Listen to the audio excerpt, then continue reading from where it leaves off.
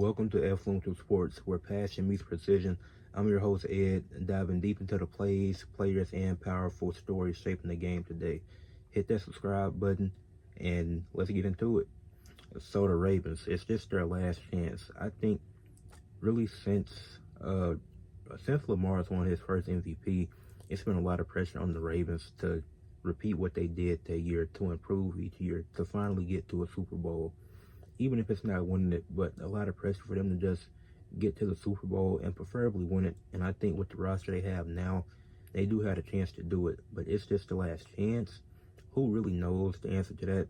Because and the reason why I bring this question up is because the AFC is so stacked and talented, and it's really 5 points that I want to hit when it comes to this Ravens team, which I'm gonna dive all into that in this video. Because it's not just Lamar Jackson. I don't like to see Lamar get blamed for everything that happens when this team loses. It's other players on this team that deserve blame too, with some of the playoff mishaps they've had the last few years. But with Mahomes, who's constantly in the AFC Championship, the best quarterback in the league at the moment, got Josh Allen and the Bills, also a team yet to get to the Super Bowl, and we could be having the same conversation about them soon. The only reason why I'm not making a video about the Bills is because I want to see how Keon Coleman progresses, because I'm super high on him. The Bengals, who've seen them get to the Super Bowl and they lost and they haven't been able to get back. They've got to the AFC Championship, but they haven't got back to the Super Bowl. The Broncos are on the rise with Bo Nix. Drake May looked decent last season, so hopefully the Patriots can build something around him and they can be a team to look out for in the future again. The Jaguars just got Travis Hunter. We don't know how good. I don't think they'll be super good this season, but Travis Hunter, he got a high ceiling and he's definitely going to help out Trevor Lawrence. The Texans, we've seen that they can't get past the Ravens 0-2 against them in the playoffs the last 2 years. But the AFC is super talented. There's some great quarterbacks, but let's stick to the Ravens and focus on them. The first point I want to tackle is their kicker situation. Justin Tucker had a legendary career, and it's probably over now with the stuff that he's dealing with, because no team is probably going to take a chance on him, and I don't even know where the case or whatever lies at this point. But in 13 seasons, had 7 Pro Bowls, 5 All-Pros, one-time Super Bowl champion, which happened in his rookie year. Never missed a game. One of the best kickers for the longest time. Last year was a down year. Wasn't as good as he normally was. Now, I don't know if that was something mentally or that had something to do with what was going on, but who knows. But his career field goal percentage was 89.1 and extra point percentage was 98.5, so he was very efficient. Didn't miss this past. I don't think he missed in the playoffs this past season, but he did struggle in the regular season. But yeah, it's going to be hard replacing that, especially coming in your rookie year as a Tyler Loop, 83.8 field goal percentage on 67 out of 80 in his college career at Arizona, and 126 out of 128 extra points, so 98% for extra points. As far as the field goal percentage goes, it's around the same as what Justin Tucker's was in just 2 years, because Justin Tucker was not a kicker. He was a punter for the first 2 years of his college career, then transitioned into a place kicker and was also a punter, and had an 83 field goal percentage while doing that in just 2 years, compared to Loop, who's coming in here doing that in 4 years. So I don't think he'll be able to duplicate the success of what Tucker did, and it's probably nobody that can realistically do that. I just think this is going to be tough to replicate, and special teams is extremely important. You need a good special teams. You can't win with a bad special teams. We've seen it in 2021 with the Packers and a 49ers playoff game when the 49ers won 13-10. The Packers special teams was terrible that year. Not that year, but in that game specifically, they were terrible in that game, which is why the Packers weren't able to win in a very winnable game, but the special teams sold them. Even in 2010, when you look at the Chargers and how good they were, they didn't even make the playoffs because of how bad their special teams was. So special teams is very important, and it can't be and it shouldn't be denied how crucial and important special teams are in the NFL, because it's not just quarterback this, quarterback that. It's way more than just a quarterback, which is why this video is focused on the Ravens as a whole. It's just their last chance. Let me know what y'all think.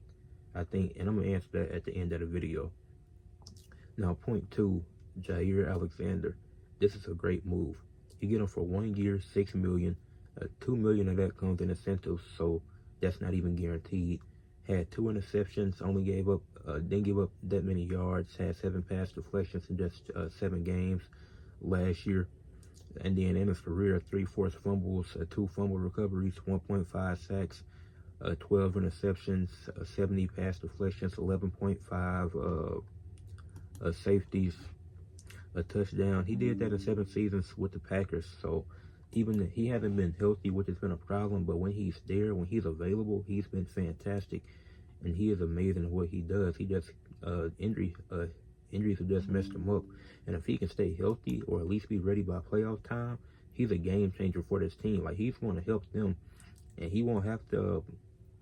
And I don't even think he'll have to. I think he'll still be great. Like, I think we're past the injuries. I think he, especially with this new team and a new role, I think it's less likely for him to get injured or be out for as long as he was. So I like this move. Low risk, high reward, because you're not paying him too much. So if he gets injured, it's like, we took a chance, it didn't work out, but it's not a terrible move. This is a great decision, especially with the defense you have with Roquan Smith, Calvin Noy, Nate Wiggins, Cal Hamilton, and Marlon Humphrey. And this is a great move for them, and I think it really helps improve their defense. Point 3 that I want to tackle, can Lamar limit the playoff turnovers? And I'm going to compare his turnovers to the other top quarterbacks in the league. So in Lamar, yet to reach the Super Bowl, 8 games, has 14 combined turnovers, 7 interceptions, and 7 fumbles. Not all of them. Now, when I say these fumbles, for everybody, it's just total fumbles, because that goes into ball security. So I'm not just looking at fumbles lost, I'm looking at fumbles as a whole. In 13 games for Josh Allen, it's 16 fumbles, 2 more than Lamar, but in 5 more games played. And it's also yet to reach the Super Bowl. Then you look at Patrick Mahomes, 24 total turnovers, but in 21 games played. So that's more than Lamar and Josh Allen. And then he's won 3-2 in the Super Bowl. So Joe Burrow, just 4 interceptions in 7 games, only 1 in the Super Bowl, no fumbles, which he's the only quarterback on this list that I have that doesn't have a fumble in the playoffs. So that's very impressive. And he doesn't run much, but still, that goes to show his ball security. And just 4 in 7 games, obviously could be a bit better, but it's not something terrible. Then Jalen Hurts, 1-2 in the Super Bowl, 7 total in 9 playoff games. So I'm comparing, and these are the top 5 quarterbacks, not in that order, but just in my opinion, the top 5 quarterbacks in the league. So I want to compare Lamar to those guys on that scale of what he's doing, because he has 2 less turnovers in 5 more, and 5. He has 2 less turnovers and 5 less games played than Josh Allen. So I think Lamar, that's going to be his biggest thing, because we know he's great in the regular season, and he's had his playoff moments. Let's not act like he's terrible in the playoffs. Is he the best? No, I would say he's about average in the playoffs, which if the Ravens want to win, he has to be good. He can't just be average, especially when he's going up against a Mahomes-led team or a Josh Allen-led team. Even the Bengals, they put on 2 classics in the regular season, so I can only imagine what the playoffs could be. The Ravens will still probably win, because their defense is so good compared to what the Bengals got. But still, they still put on 2 classics, even with the Bengals defense, even with the Ravens having a good defense.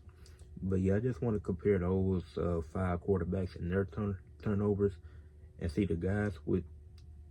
And Mahomes, he has the most games played here, so he's won 3-2 in the Super Bowl. He's gonna get back to another Super Bowl at some point. Maybe it won't be this season, but he'll definitely get back there. I think Lamar just has to limit the playoff turnovers, because it's been other instances of where it wasn't his fault, where they lost. 2 years ago, you had Zay Flowers injured, so losing your wide receiver 1, that's going to make it tough on you, of course. You had the Mark Andrews dropping the ball this past season, so that's like, you can't blame that on Lamar. So that's why I say Lamar is average in the playoff, because he's had his moments, and it has been some bad turnovers that he's had. But I can't put everything on Lamar, because even despite a rocky first half in that game, despite last playoffs, he still put them in a position to win the game, and Mark Andrews dropped the ball. So that is not going on Lamar Jackson. That's on Mark Andrews. And that leads me to the fourth point that I wanted to mention. Mark Andrews versus Isaiah Likely, comparing their 2024 production. Mark Andrews had 55 receptions for 673 yards and 11 touchdowns. Isaiah Likely had 42 receptions for 477 yards and 6 touchdowns. In that playoff game, in the playoffs, in the 2 games they played, Mark Andrews had 7 receptions for 88 yards. Isaiah Likely also had 7 receptions for 126 yards. Now, obviously, Isaiah Likely was getting less snaps due to him being the backup tight end, but he came in there and really showed how good he really was. Even in, 13 less receptions, he was still very productive last season for a backup tight end, and showed out in the playoffs and proved that he may be the tight end 1. And I think in the regular season, Mark Andrews is, at least for now, he's going into the season as a tight end 1, but I could see Isaiah Likely taking that spot. And I think when it comes to playoff time, they should go towards Isaiah Likely more. I don't think it should be split. They both had 7 receptions. I think Mark Andrews should get more. I think Isaiah Likely should get more touches come playoff time. I think he proved it. I think Mark Andrews has slowed down a bit, and Isaiah Likely might be taking that role this year. I think he's really going to step up, and he has a bright future ahead of him. Then the last point I want to tackle, which is my 5th point, DeAndre Hopkins is a good either wide receiver 2 or 3, depending on how they want to use him in this offense. Obviously, Zay Flowers is the 1. I think D-Hop is going to come in as the 3, because I still think Bateman is the 2 at this point, and they could really rotate. But I think they've never had that consistent 3rd guy. Like it's always been, once it was Zay Flowers, you had him and Bateman, but it was like, who's going to be that other guy? And I think bringing in Hopkins is a good move. Whether him or Bateman are 2 or 3, the order don't really matter, because they're both good. I think he comes in, he had a solid season last year. Obviously not his best, obviously not what he was in his prime. But with him not being the focal point of the offense, he's still gonna be good for this team, and I think he's gonna help this offense a lot. So I do like this move. I think it's a good way to help their offense. I think you get one of the more reliable receivers in the league. Not gonna get you the same production he gave you 3 or 4 years ago when he was with the Cardinals, but he's still gonna be very productive. So I like this move for the Ravens. And then Zay Flowers, like I said, you got him as the 1. Zay Flowers is great in my opinion. Then as far as tight ends, you got Andrews and Likely. You got Derrick Henry, and then you got Justice Hill and Keaton Mitchell backing him up. And if Henry is to be out for a game, hopefully that doesn't happen. But you can rotate, or you can split snaps with Justice Hill and Keaton Mitchell, because they both show flashes, especially Keaton Mitchell. He's shown flashes of what he can do. So I feel like this team is in a really great position. But the reason why I asked the question of it's just their last chance, it's because how talented the AFC is. If they don't get it done, then Jair Alexander leaves. Who's going to be there to replace him? If Luke isn't if Luke can't provide what Tucker did, do they give him another season? Or do they look for another kicker? And kickers don't just drop off. Like Justin Tucker, he was one of the top kickers for years. So obviously it's going to be hard to replace that. I would assume they'll give him 2 years to see what he can do, since he's a kicker, and that's one of the more important positions that people don't realize.